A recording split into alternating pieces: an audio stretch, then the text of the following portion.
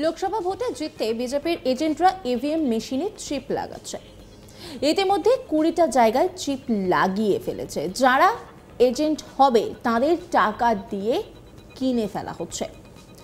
লোকসভা ভোটের আগে বিজেপি এজেন্টদের বিরুদ্ধে বিস্ফোরক অভিযোগ সামনে এসেছে। লোকসভা ভোট কবে তা নিয়ে এখনো কোনো দিনক্ষণ ঘোষণা হয়নি, কিন্তু কবে ঘোষণা হবে সেই ভোটের দিনক্ষণ ঘোষণা করা হবে তা কিন্তু এখনো স্পষ্ট নয়।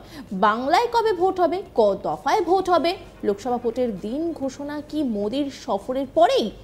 এই নিয়ে প্রশ্নের সঠিক উত্তর এখনো মেলেনি। তবে বাংলা সফরে এসে মোদি 42 সিটের ডাক দিয়েছেন। সঙ্গে গোটা দেশে বিজেপির ঝড় তুলতে নানা স্ট্র্যাটেজি তৈরি হয়ে গিয়েছে। তারই মাঝে বিজেপির বিরুদ্ধে বিস্ফোরক অভিযোগ সামনে এসেছে। মুখ্যমন্ত্রী মমতা বন্দ্যোপাধ্যায় অভিযোগ করেছেন যে লোকসভা ভোটে জিততে বিজেপির এজেন্টরা ইভিএম মেশিনে চিপ লাগাচ্ছে। ইতিমধ্যে 20টা জায়গায় চিপ লাগিয়ে ফেলেছে। যারা এজেন্ট হবে তাদের টাকা নিয়ে কিনে ফেলা হচ্ছে। কি বলছেন তিনি, শোনাবো আপনাদের।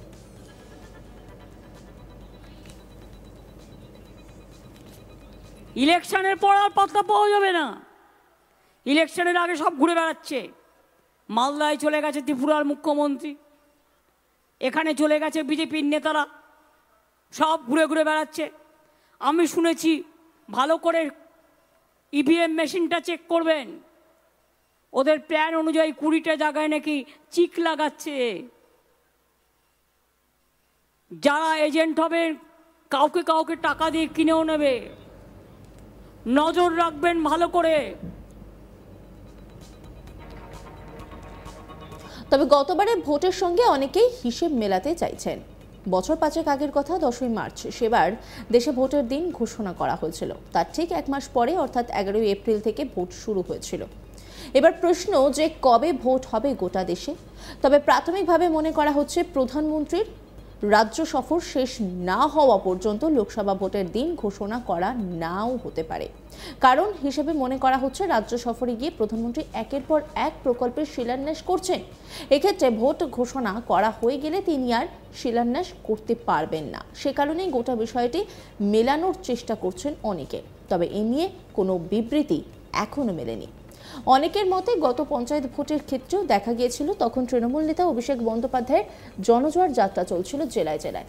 সেই যাত্রা শেষ না হওয়া পর্যন্ত কিছুতেই পঞ্চায়েত ভোট ঘোষণা করা হচ্ছিল না। সেই সময়ও এ নিয়ে নানা জল্পনা চলেছিল। এদিকে আগামী 13ই মার্চ পর্যন্ত প্রধানমন্ত্রী নরেন্দ্র মোদীর রাজ্য সফর রয়েছে। মনে করা হচ্ছে তারপরই ভোটের দিন ঘোষণা হতে পারে, মানে যেটাই হবে সেটা 13ই মার্চের পরে। আর ভোটের দিন ঘোষণার অন্তত 1 মাস পরে ভোট হতে পারে। সেক্ষেত্রে এপ্রিল মাসের মাঝামাঝি লোকসভা ভোট হলেও হতে পারে। মোটামুটি যেটা মনে করা হচ্ছে আগামী 12 থেকে 13ই মার্চ জম্মু কাশ্মীর সফরে রয়েছে কমিশনের। সেই সফর শেষ হওয়ার পরেই ওই সন্ধ্যায় বা পরের দিন ভোটের দিন ঘোষণা হতে পারে। সেই হিসাব করে রাজনৈতিক দলগুলি প্রস্তুতি নিচ্ছে। তবে ভোট ঘোষণার পরে খুব বেশি দিন প্রচারের সময় পাওয়া যাবে না বলেই মনে করা হচ্ছে। ইতিমধ্যেই রাজনৈতিক দলগুলিও তাদের মতো করে ঘর সাজাচ্ছে। দল বদলও চলছে পুরোদমে। বুধবার প্রধানমন্ত্রী নরেন্দ্র মোদীর মিটিংও ছিল বাংলায়। সন্দেশখালী নিয়ে তোপ দেখেছেন তিনি। এরপরও একাধিক রাজ্যে সফর রয়েছে মোদীর। এদিকে কেন্দ্রীয় বাহিনীও চলে এসেছে বাংলায়। তাদের ভারী বুটের শব্দে সেই শব্দে কিন্তু রীতিমতো গমগম করছে। বঙ্গবাসীও আস্থা রাখছে। কিন্তু বাংলার প্রত্যন্ত এলাকায় ভোট কতটা শান্তিপূর্ণ হয় সেটাই দেখার। বর্তমানে নির্বাচন কমিশনের কর্মকর্তা বিভিন্ন রাজ্য ঘুরে ঘুরে পরিস্থিতি পর্যালোচনা করছেন। মনে করা হচ্ছে তাদের এই পর্যালোচনা পর্ব মিটবে 13ই মার্চের মধ্যে। তারপরে নির্বাচনের তারিখ ঘোষণার সম্ভাবনা। আশা করা হচ্ছে 2019 সালের লোকসভা নির্বাচনের মতো এবারও 7 দফায় ভোট গ্রহণ পর্ব চলবে।